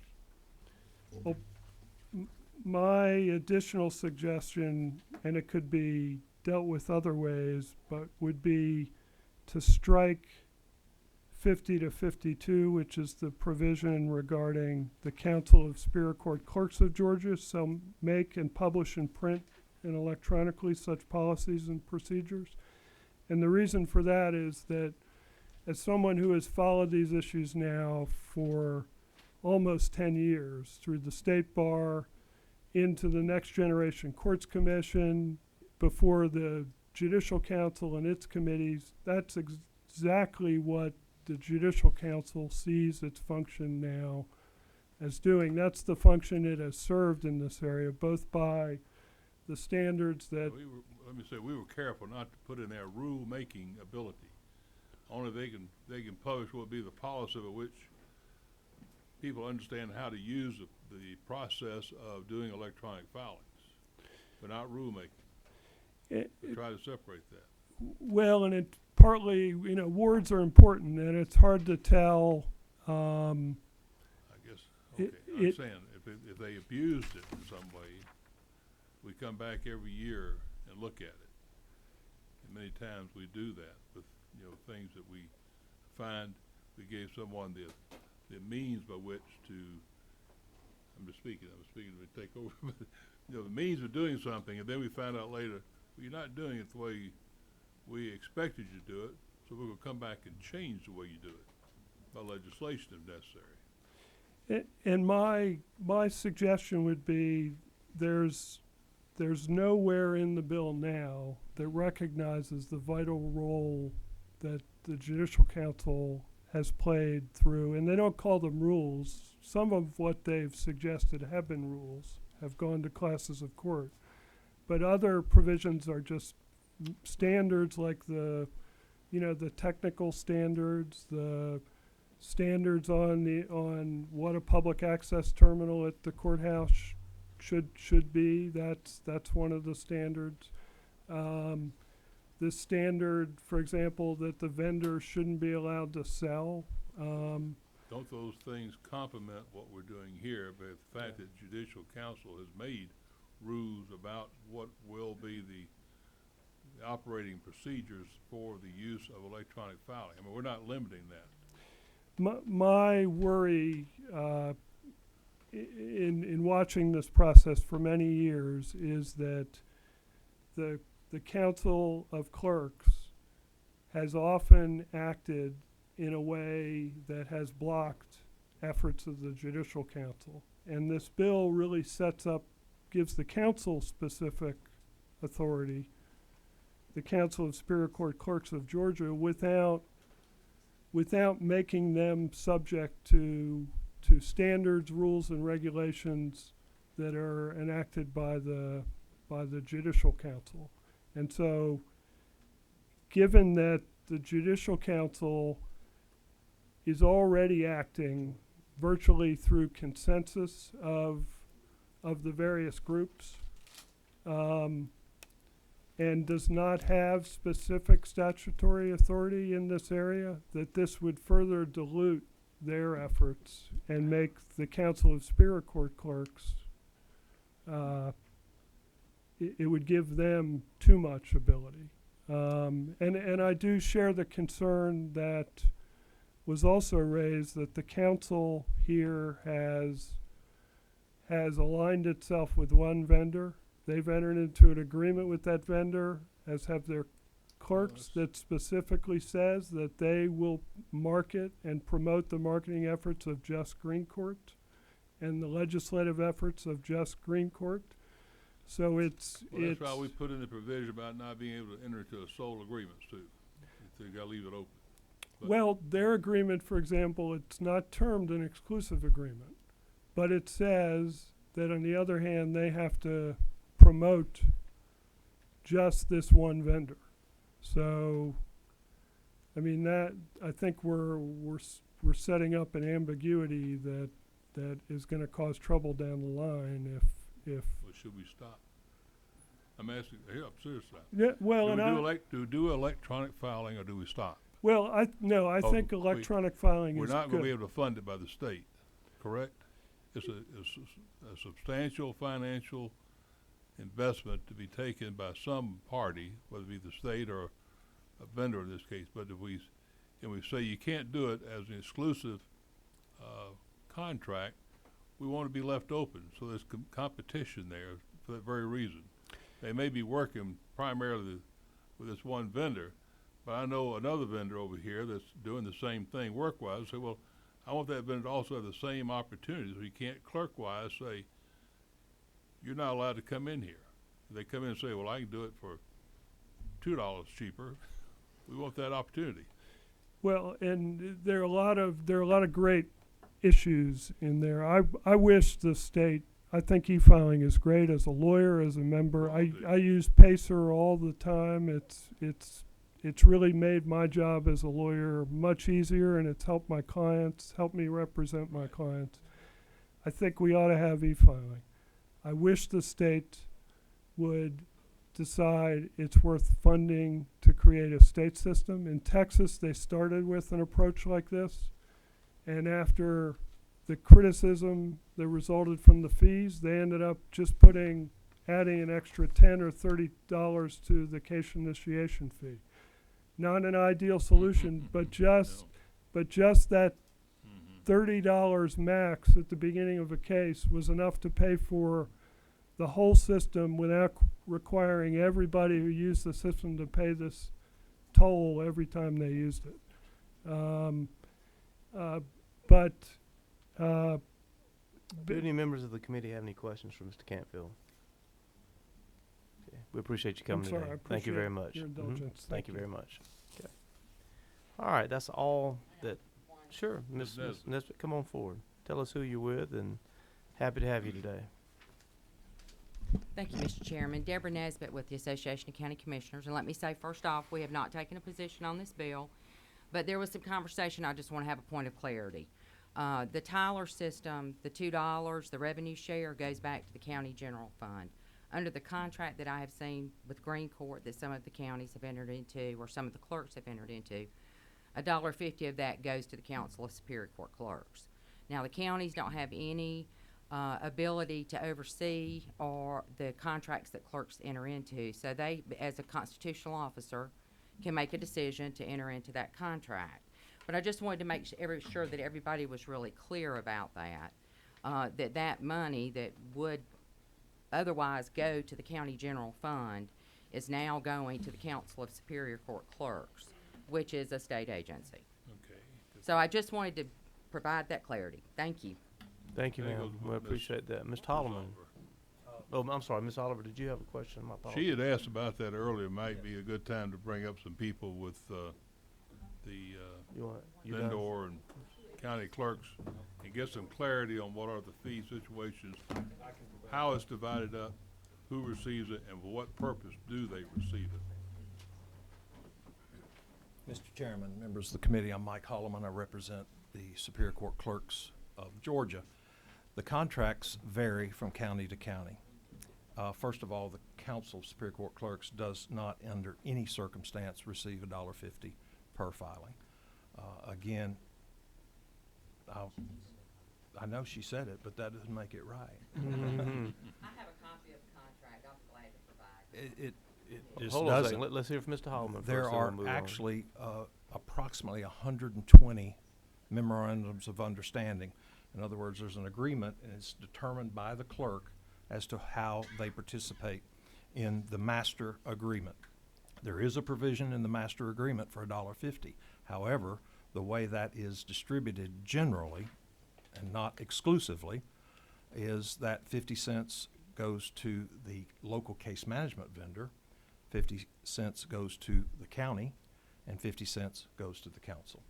Now, in some counties where they have an in-house vendor, instead of getting 50 cents, they get the full dollar for the county. Some counties further have agreements with the clerk. There are less than 10 out of over 120 contracts where the clerk has an arrangement with their county commissioners that they can put that revenue that comes to the county in a technology fund to be used for the benefit of the clerk's office to advance technology and to help move into this digital age that we're involved in. There are other clerks, as you've heard, who have contracts with others. And again, that's why we have 159 clerks who range in size from north of 1 million population to less than 5,000. The needs of each of those individual clerks is best met often through different mechanisms. And that's all that we're trying to do to set up with this. If you look at Fulton and DeKalb, Cobb, Gwinnett, even Clayton, Forsyth, you know, the big urban and suburban counties, the funds are there for those people to do things unilaterally. Whereas probably over 100 clerks in this state will not generate enough money through the filings that they receive because they're just so low. So we have to do things collectively. Several years ago, the state archives wanted to provide a grant to individual clerks to do disaster training. I told them, we'll never get clerks to do that individually because the money's so tiny, they won't be able to do it. We convinced them to bundle that. So that's in essence what we're trying to do. Y'all heard from Judge Hightower. There's a demand from the judges for free access and other information, and we're glad to have the amendment that you adopted today. However, we didn't need it to know that we need to serve our judges. I think I'm familiar with the judge who had a problem in one county, which is a very small county, and the clerk just retired there, and we have a new person who has embraced technology, and hopefully that problem will address itself. But by and large, we have got to prepare for pro se filing. When you start pro se filing, and you know, if y'all decide you wanted to make that mandatory, we could deal with it, but we would rather ease into this system. Attorneys are going to learn real quickly that it's well worth $7 to have the convenience of not coming to the courthouse. Pro ses, that's a different story. They're going to come to the courthouse, and they're going to need assistance. And the state bar is going to have to adopt standards about how much assistance can we give them through the portal. There are a number of resources for pro se filers across several nonprofit groups and bar committees that tell them here's what you need to do. Ideally, we'd like to pull all of that existing information with the approval of the bar, put it in within easy access of the pro se filer in the portal, and do that. But that'll take time. Having the hardware and the data connectivity in the clerk's office to get ready for that kind of capacity is going to take us a while, and it will be one of the objectives of the council with the revenue that we give is to help smaller clerks get ready for that era. If I could address one other Sure, issue go ahead. to Mr. Canfield. I have a number of clerks in the room who'll be glad to testify, but hopefully I can explain it from our perspective. First of all, the State Bar Committee that Mr. Canfield refers to that started over 10 years ago, I also was at all of those meetings. And I think he's overplaying the consensus among the members as to whether this access before it hits the court was embraced. There were a number of strong discussions among the attorneys on that, particularly the corporate side versus the media and open records side. So there was a dynamic that existed throughout that e-filing discussion, and I don't think you'll see that principle documented in the resolution that the State Bar filed supporting e-filing about 7 years ago. Also, 36.16 does have the exact same language as is on the first line of the paragraph in this current draft about date and time of filing. As everybody's beat that, it's required because the system is useless if that effect is not there. However, I would also say that Mr. Canfield's reading more into the Uniform Superior Court rule than even I believe many judges read into it. Also, it has the effect, it is a rule, and clerks are bound to some degree to follow the rules, at least as long as they don't contravene state law. So we're going to follow the rules. The technical standards that the lady from Tyler referenced, ECF 4, I'm sure she's talking about electronic court filing standards. We're aware of all of those. They're actually incorporated in all of the existing contracts. They are in the e-standards letter that the Judicial Council published. We know that, and those things will be part and parcel of any policies and procedures. And Mr. Chairman, finally, you were absolutely correct that our intent is just simply to govern how these things, the transactions, come to the clerk. Just as we now deal with how people come to the counter. You have to stand on that side of the counter, you got to wait your turn.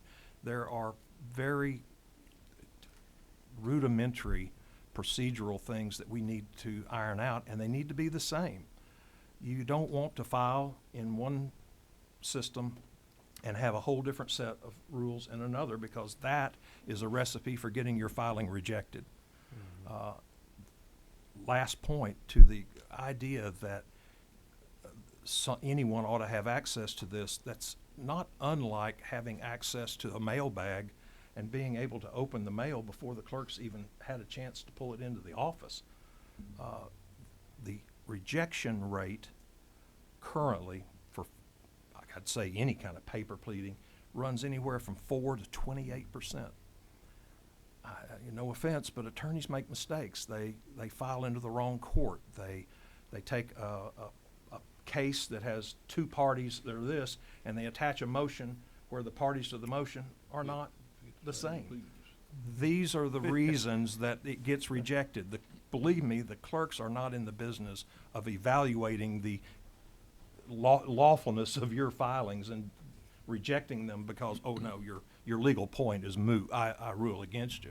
That's not what we're doing. It is literally fatal, defective flaws in these filings is the only reason that they get rejected. And I don't think you as attorneys necessarily want your motions and pleadings to be subject to access before the clerk has given you a chance to do a little quality control. Again, there are several clerks in the room who would be willing to give you examples of those rejections and to that, but I think that maybe covers it. Ms. Oliver, you had a question? Under the existing contracts, I don't believe whatever money goes back to the vendor is in addition to the statutory filing fee. Does this bill allow the adding of $7 to the statutory filing fee? That's the intent, up to $7. Yes. Or $7, up to $7. How many of the county clerks now have a mandatory e-filing? Only two that I know of. So this Fulton and DeKalb are the only two that I know that have moved forward with mandatory e-filing, absent of state law. A number of our members and a lot of our judges are not as comfortable as the judges in Fulton and DeKalb with moving towards that. So it'll take a mandatory law to take it statewide. And did I understand, I probably missed this and probably didn't understand it, but after it's filed, I as an attorney being able to access the public record is going to be totally dependent on the 159 different contracts. And if I pay it, and I'll have to pay a fee to look at the filings if that service is provided to me. You will only provide a fee for remote access if you choose it. You can come to the courthouse. I understand. Okay, that's what I mean. And have free access all day long. But remote access to, if a county chooses to offer that, I will pay for it on some unknown basis at this point. That's correct, because it's an optional. I lived through the Court Automation Commission. You did too, and I've been hearing this 20. We learned a lot since then. Well, we've been dealing with it 20 years, and I know. without mandatory e-filing, we're never going to have it. That's kind of my view. I agree with that wholeheartedly. Any other questions? Thank you, Ms. Tolliver. We Thank appreciate you being here today. All right, the bill is now back with the committee. You have in front of you, once again, LC 297449S. Is there a motion? Move to pass. There's a move to pass. Is there a second? Okay, we have amendments and discussions. Let's go ahead and go with the amendments that the chairman has been already told us about. Mr. Chairman, you want to talk to us about those once again? We'll talk is AM 292582 is a first amendment, and you go to line 53, and at line 53 we're adding a new section here that will now be the new section C, and we will re-identify the other sections. It says by a court, this is a new beginning sentence. By court rule or standing order, any superior court shall not require but may allow for the filing of, then goes second line, pleadings in the civil action by individuals. So it is to, again, make it optional as far as the persons individually filing, but it will not apply to attorneys. Attorneys are going to be required to file electronically. I move the amendment. Is there a second? There's a second. Discussion? Hearing none, all those in favor of the amendment, please indicate by saying aye. Aye. Any opposed? There are none. The amendment is adopted. Next amendment, Mr. Chairman. Thank you. Next amendment is AM 292583. This is where I'm saying the new paragraph we will add in is paragraph C, which will drop down and renumber the other paragraphs. This is on line, between line 49 and 50, the new paragraph will read, and this is part of the, you go back to line 40, the subsection shall not apply to filings, and C will be made in a court located in an area that the governor has declared to be in a state of emergency. The Judicial Council of Georgia shall provide rules for filings in such circumstances. We try to recognize that when power goes down, it'd be hard to mandate somebody doing something by electronic means where they can't get access that way. So we wanted to leave it where the council, using what is already statutory provisions for what we call state of emergency, could address that part of it. And we move for that amendment. There is a motion. Is there a second? Second. There's a second. Any discussion?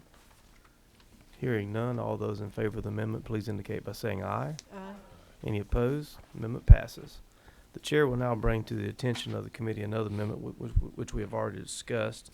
That is one that will be on page 2 of the bill, right after line 57. Renumber subsection D there on line 58 to E and insert instead D is, and I'll read it to the committee again. A Superior Court judge to whom the case is assigned shall have access to all pleadings and documents uploaded to the court's electronic service provider after physical acceptance by the court. Is there a second? Second. There is a second. Any discussion? We're going to add that also on the state Right. court part, yeah. Go ahead, Ms. Talbot. Go back, my two amendments are the same thing. I gotta. Right. Go Well, back. yours have that in there already. Yeah. Your two do.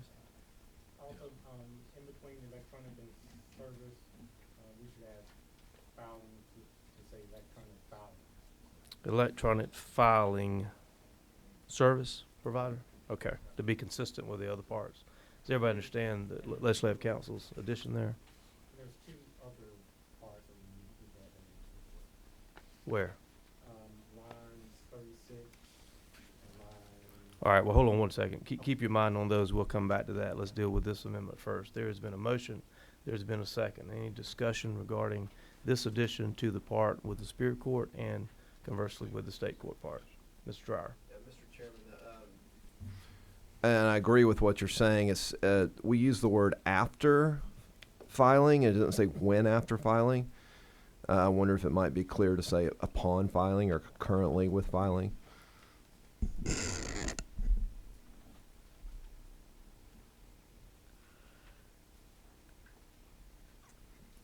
So in other words, you're talking about where we say, and documents uploaded to the court's electronic filing service?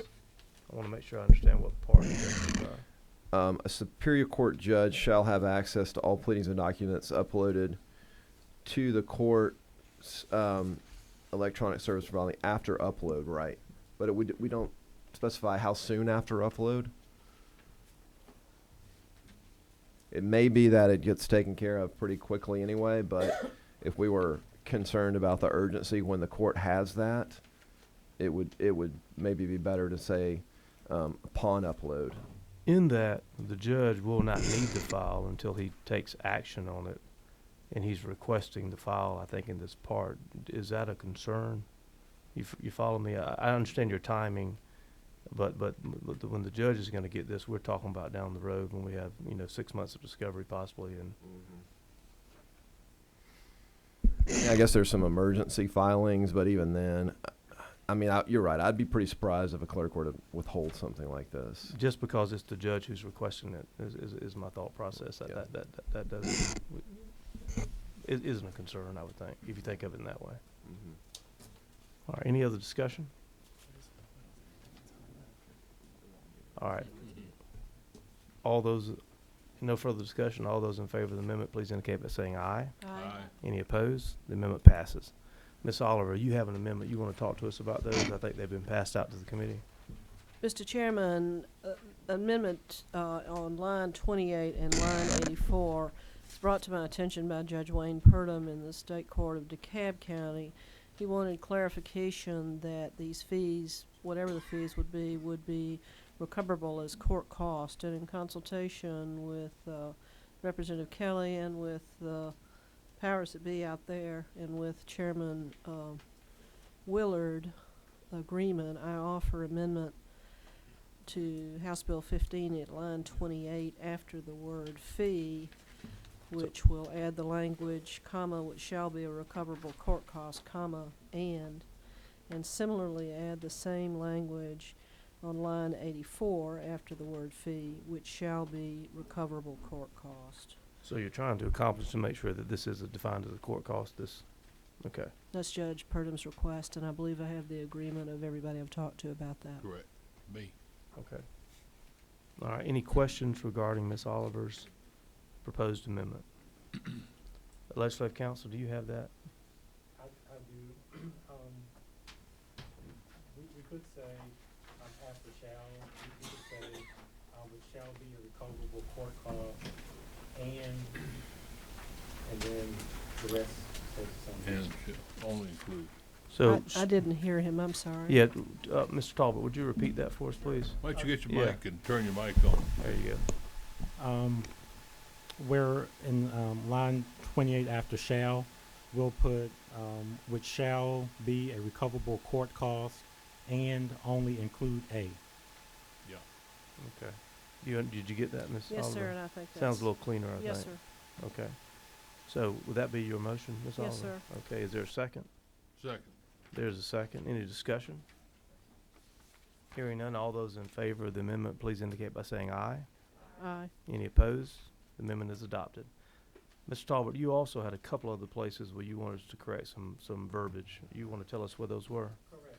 Lines 32 and line 92 is referred to as electronic service provider, but everywhere else is referred to as electronic filing service provider. So I will put filing. Is that line 31? Sorry, Uh-huh. 36 36, okay. All right. and 92. All right, tell us how you want to correct that wording. Sure, I would put line 36 courts, electronic filing service provider. So we just add the word filing after the word electronic. Exactly. Okay, and do that the same way with the corresponding section that deals with state court, is that right? Correct. Okay, does everybody understand what Mr. Talbot's point is? Just a wording change there? The chair will present that as an amendment. Is there a second? There's a second. Any discussion? All those in favor of the amendment, please indicate by saying aye. Aye. Amendment is adopted in both sections. Any further amendments by members of the committee? Any further discussion by members of the committee? Hearing none, we have in front of us LC 297449S with several amendments that we have adopted, so it'll be by substitute. All those in favor, please indicate by saying aye. Aye. Any opposed? The bill passes the rules. Congratulations, Mr. Chairman. Thank you. Thank you, Mr. Chairman. We next have, I believe, back to the agenda as we have. Ms. Beskin, you have, I believe, 2 items on here. The first item is House Bill. We'll give a second for the people to clear out. Wore you down, Bill? Bill's leaving.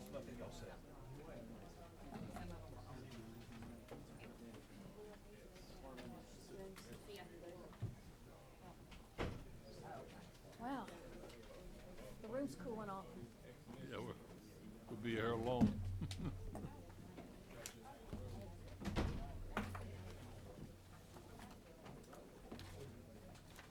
Brought your gun with you, I see. Thank Just you. quick. Bye, Your Honor.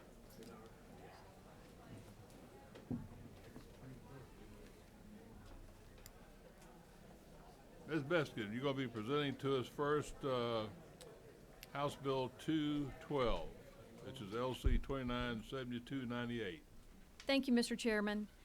I have this short one-page bill, House Bill 212, which is one of the bills recommended by the Commission on Child Support. And this bill gives a judge discretion to handle work-related child care expenses separately from the child support worksheet when the child care expenses can be expected to change in the foreseeable future. There was a memo in your file, actually I think paper clipped to the bigger bill, House Bill 308. Correct. It's short like this. It doesn't say anything at the top about which bill we're talking about, but on this bill here it does. This is a memo from the Georgia Commission on Child Support, which says that this is proposed legislation from the commission and that they have not received any opposition to this bill.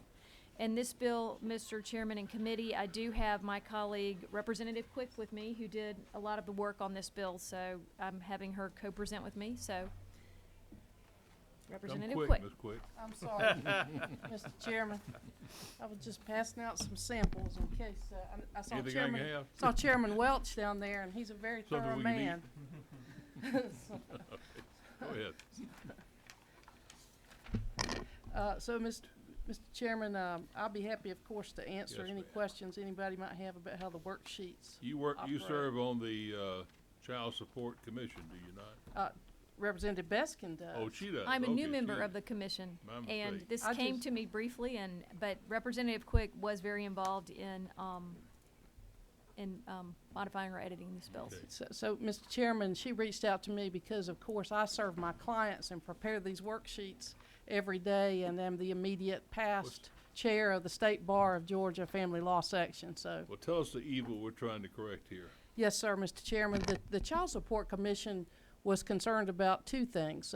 Concerned about the statutory or lack thereof, lack of statutory ability of the trial court to take, first of all, the work-related child care expenses out of the worksheet, but also to all step down in the future based on the occurrence of a future event. And the two scenarios that kept recurring were these work-related child cares, which the younger the child tend to be an enhanced number that then go away when the child is kindergarten, starting in pre-K, and then kindergarten, and then, of course, first grade. Yeah. And so the other area was when a child ages out. There is was a case that was decided right before the new guidelines came into effect called Eubanks versus Rabin, and I have some extra copies in case any of the committee members need it, that specified you can't continue child support past termination date, which would be 18 unless the child's still in high school, which then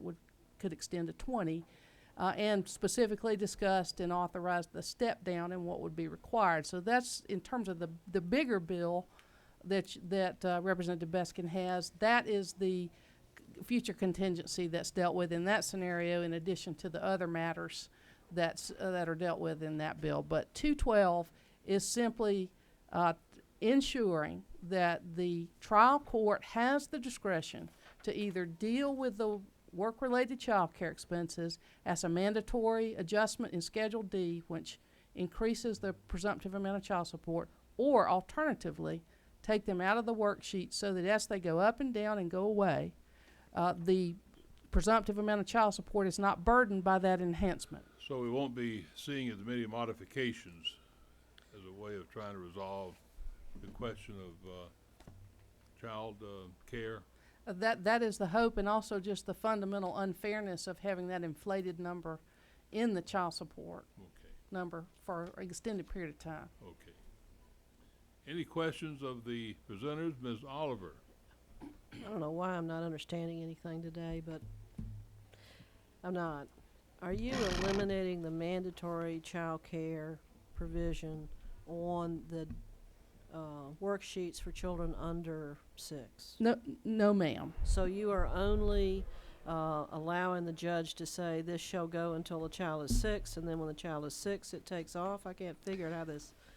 Let me just refer you to the order, the sample order that I had Representative Hanson pass down to you. Did I pass down that way? So when you look at the child support worksheet, there's nothing that takes the mandatory adjustment away on Schedule D. Is where the court would plug it in to under the statute. If the court decided that those work-related child care expenses should instead be outside the worksheet so that, again, they go up and down in the same percentage. But still mandatorily considered. It still will be a mandatory aspect of child support. I got it. This just gives the trial court discretion to take it outside. Again, though, it has to be in the same percentages as the income percentages that you can see on the first page of the worksheet, the summary. They got it? Mr. Welch, you have a question? Thank you, Mr. Chairman. And Representative Quick, so just this is a question about lines 19 and 20. Explain to me how the child support services would pursue enforcement when there's unpaid. How does that happen? That in that scenario, this would make clear that once there is a contempt finding by the judge, is how that would have to happen in the future. That then, in that event, they would have the authority, the statutory authority, to include that number in their enforcement efforts, even though it's not, quote unquote, a child support amount. So the first section there, the subpart, large Roman numeral I and then I2. So does the parent also, do they sue for contempt there too? Yes, So they could. So either the parent or the child support services could bring that action then? If the custodial parent was signed up for the services of child support services. Okay. Yes, sir. Okay. But now, let me go back, make sure I didn't just confuse you by answering it that way. If a custodial parent pursues through child support services, they assign their right to collect. So you're not going to have two parallel enforcement mechanisms for the non-custodial parent. Okay. All right. That clears it up. Yes, sir. Thank you. And I understand you're saying on the paragraph, just for my own clarification, that line 19, that can only be enforced through a judgment which comes after contempt, as opposed to what you, at least the past I knew you'd have file an affidavit and get a judgment. That's correct, Mr. Chairman, because unlike a child support amount, in the presumptive amount of child support, if there's a child support award, you can do an affidavit for FIFA and swear that so many months have not been, but in unpaid medicals, that's the other scenario that's a parallel, would become a parallel. That would have to be reduced to a some certain by the judge in a contempt context, in the same way uncovered medicals would. Very good. Okay. Any further questions? Mr. Welch, you all right? No further questions. We appreciate your presenting the bill and hold your seat. Do we have anyone in the audience who would like to speak to the committee? If not, the chair will close off further public comment, and we will have House Bill 212 in the rest of the committee for consideration. The chair will entertain motions. Motion do pass and seconded. Any discussion? Are there any amendments? There being none, the chair will call the main question, which they do pass to House Bill 212 LC 297298. All in favor signify by saying aye. Aye. Opposed, like sign. Motion carries. Next we have Ms. Beskin, your bill 308. Thank you, Mr. Chairman and members of the committee. This is the second bill recommended by the Georgia Commission on Child Support, and at the appropriate time, I'm going to move to have a substitute which will compile these two bills, House Bill 212 and 308, if it passes, because they would, I think, be considered a single subject in the same code sections. This You want to take 212 into 308? Yes, Okay. Mr. Chairman.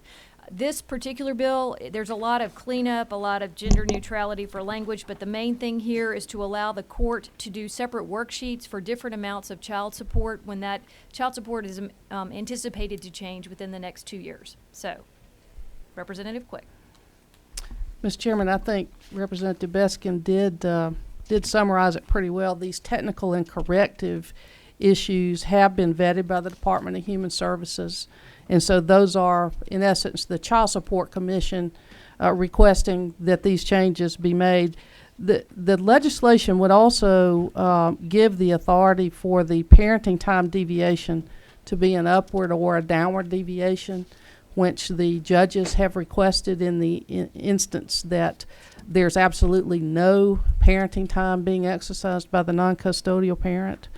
And then, as Representative Beskin said, the thing from the standpoint of ensuring that there is statutory authority for the multiple worksheets that Eubanks versus Rabin would require in a step-down situation, where the child is aging out and the trial court wished to provide for the step down for one child, from 2 children to 1 child, and made those appropriate findings. This would simply ensure that there is statutory authority for those multiple worksheets and make that clear. The other instance, of course, where multiple worksheets are required are split parenting orders, where one parent might have custody of 1 or more children and the other parent have custody of other children. And that's the sample that I've given out to the committee. That was actually a split parenting order where there were split parenting between the parents and step downs as the children aged out, and different amounts had to be calculated. So that's what the bill is designed to accomplish. That was a quick summary for a bill that goes, what, 40 pages? And that is primarily where the agency cleanup comes in from the Department of Human Services, Mr. Chairman. Most of it's cleanup material. Yes, sir, for modernization and Great. updates. Thank you, Ms. Quick. Any questions of the presenter, Ms. Quick, on House Bill 308? Anyone in the audience wish to address the committee on House Bill 308? If not, the chair will close off further public comment. House Bill 308 is in the breast of the committee. Do we have any motions? Do pass. Motion is due pass, and is there a second? Second to the motion. I want to stop at this point and recognize we'll have an amendment. The amendment will be to, I'm asking Ms. Talbert, looking at the bill itself, we have sections 1, section 2, and then section 3 is just the general provision. All laws and parts of laws in conflict with this act are repealed. My suggestion is we add the House Bill 212 as a new Part 3 to the bill. If that's correct, you think? And then renumber Part 3 to be the current bill is Part 3 to Part 4 and Section 4.1. So I'll make that in the form of a motion. Seconded. Is there any discussion on the motion? Motion to amend. All those in favor of the motion as stated signify by saying aye. Aye. Opposed, like sign. Motion carries. Any further amendments to the motion? There being none, the chair will call the main question, which is due pass to House Bill 308 as amended as committee substitute as LC 297375. All in favor signify by saying aye. Aye. Opposed, like sign. Motion carries. I believe that concludes our business for this meeting today, and I appreciate your attendance and patience with us today. Thank you, Ms. Quick. Mr. Chairman. It was an education. That's always always a when I pleasure to visit. have you here.